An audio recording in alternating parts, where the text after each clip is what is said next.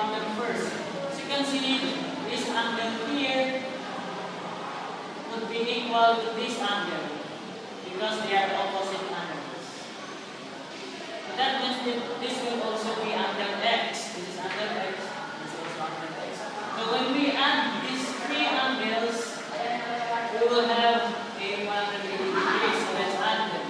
2x plus 3x plus x plus 180. Since they are like terms, we can add all of them. That would be 6x plus 180. Now to find x, since we have a number besides the variable, we need to divide both sides with the number besides the variable. That's 6 divided by 6 divided by 6. So x would be 20.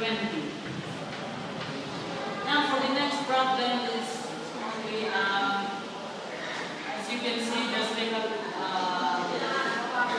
these are, as you can see, this is a straight line here, also a straight line here, so that would form this angle here would be 90 degrees.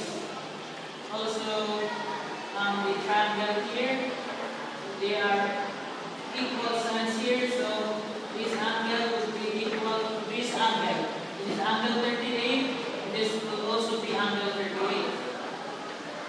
When we add these two angles, the sum of it would be 90. As you can see, this forms to be 90. So that would be 38 plus x plus 90 degrees, and x would be 60, that's 52.